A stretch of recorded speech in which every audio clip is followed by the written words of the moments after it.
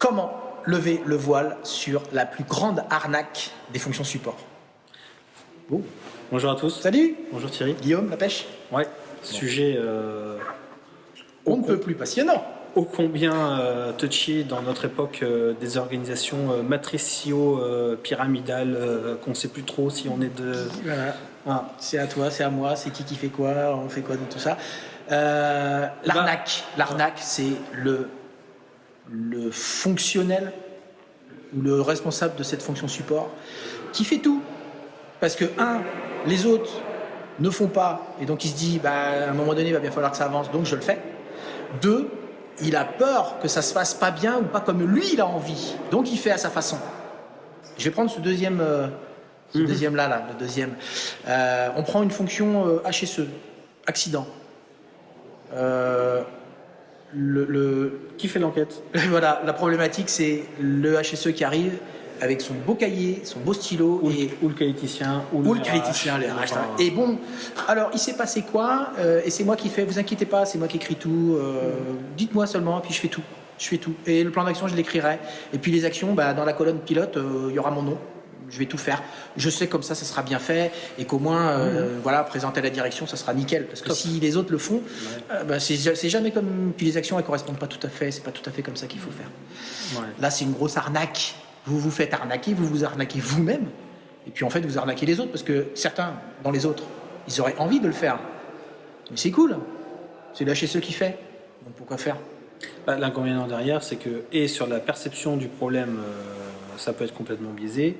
Et sur le plan d'action qu'il y a à mettre en œuvre, si le HSE à la fin de l'année se dit qu'il n'y a rien qui avance alors qu'il a pris toutes les actions à sa propre charge, ou qu'il a laissé penser que tout le monde a été dédouané de sa responsabilité et des actions qui en découlent, parce que en tant que super responsable, il a fait lui-même l'analyse et l'enquête et le plan d'action, et que derrière les équipes disent moi je fais le volume à produire et puis lui il fera...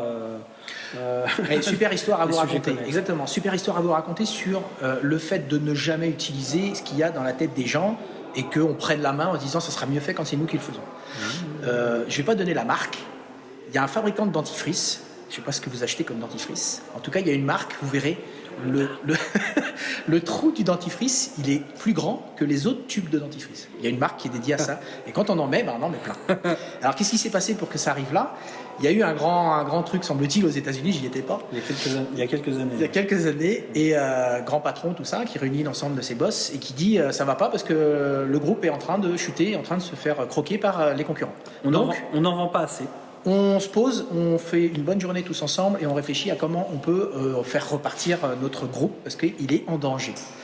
Donc ça bosse, ça fume. Il y en a qui perdent leurs cheveux et tout, ça fume. Et à un moment donné, alors c'est l'histoire qui le dit, c'est pas moi, peut-être qu'elle est déjà défiée. Et à un moment donné, tout le monde sort prendre un café et là, il y a une femme de ménage qui rentre et qui commence à faire le ménage dans la salle et qui voit au tableau la question comment faire pour que notre groupe redevienne leader du dentifrice. Et la dame, elle fait elle est con votre question, vous avez juste à agrandir le trou, comme ça les gens ils en consomment plus. Au revoir. Et effectivement, mais si acheter des dentifrices, je donne pas la marque parce que je veux pas faire ça. Oui, mais en fait, vous verrez que tous les ça veut dire tous les tubes de dentifrice ont grandi depuis. Allez, pour acheter des cartons de dentifrice. Ouais. Ça veut dire qu'en fait, n'importe qui a dans sa tête des connaissances, une vision, des illusions, une façon de procéder qui peut aider les autres. Donc si vous êtes HSE et que vous allez sur de l'analyse d'accident, parce que c'est un peu l'exemple qu'on prend pour cette vidéo, mais il y en a plein d'autres, et que vous avez la sensation que vous savez, donc c'est vous qui allez faire, c'est vous qui avez les bonnes idées, c'est vous qui avez les bonnes réponses, vous vous plantez, mais complètement, vous vous loupez. Et en matière de change management, c'est une catastrophe. C'est pas beau. En gros, il faut laisser le pouvoir un peu aux autres, parce qu'ils l'ont aussi, et ils ont surtout beaucoup de connaissances que vous ne connaissez pas, qui sont au quotidien entretenues. On a chacun des stratégies quand on vit notre travail, on a plein de choses qu'on fait que personne ne connaît, parce que c'est nous qui les faisons. Et ça, c'est extrêmement riche que d'aller chercher dans la tête des gens ce qu'ils ont pour mieux comprendre les situations. Et même avec ça, on arrive encore à être un petit peu perturbé par le fonctionnement du cerveau, les illusions qu'on peut avoir. Et des fois, on se trompe, même en étant persuadé que tout est OK. Une posture que vous pouvez prendre et qui vous aidera notamment à remettre le sujet au cœur de l'action, c'est de vous rappeler que les collaborateurs à qui vous avez affaire sont les experts du poste qu'ils occupent. Et que vous, en tant que fonction support, quelle qu'elle soit, finance, achat, RH, etc., vous êtes là pour les faire briller. C'est tout.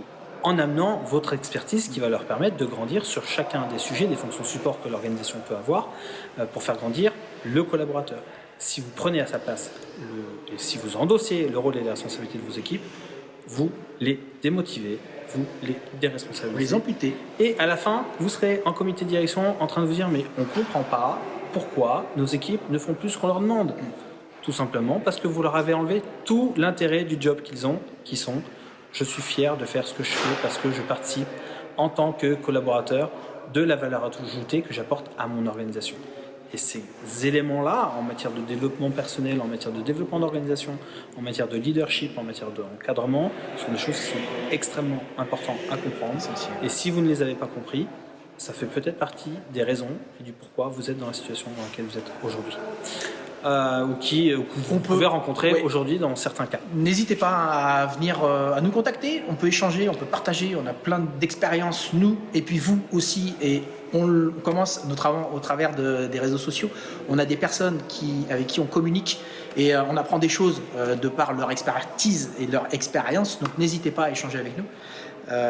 N'oubliez pas non plus, on a 2 outils extraordinaires à votre disposition.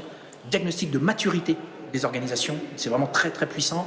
Et n'oubliez pas non plus la matrice de délégation de pouvoir de prévention, qui est un outil qui structure votre organisation, qui est extraordinaire et qui, moi je l'assimile à autant de puissance que l'outil qu'on utilise, des fois à moitié ou pas du tout, qui est l'évaluation des risques. Pour moi, la matrice, c'est un outil qui est structurant. C'est un document structurant. Probablement un des plus structurants, et j'irais même dire encore plus pertinent qu'une certification, parce que la certification peut être faite pour plein de raisons et bien souvent les mauvaises. Et même beaucoup d'entreprises sont certifiées, mais sont certifiées 1 étoile, parce que moi j'appelle 1 étoile. C'est un autre sujet ça. Ouais, on en reparlera. Allez, à bientôt. Si vous avez besoin, n'hésitez pas à nous contacter, on sera ravis d'échanger avec vous. On vous souhaite une excellente journée. Ciao. Restez prudents et prenez soin de vous. Salut.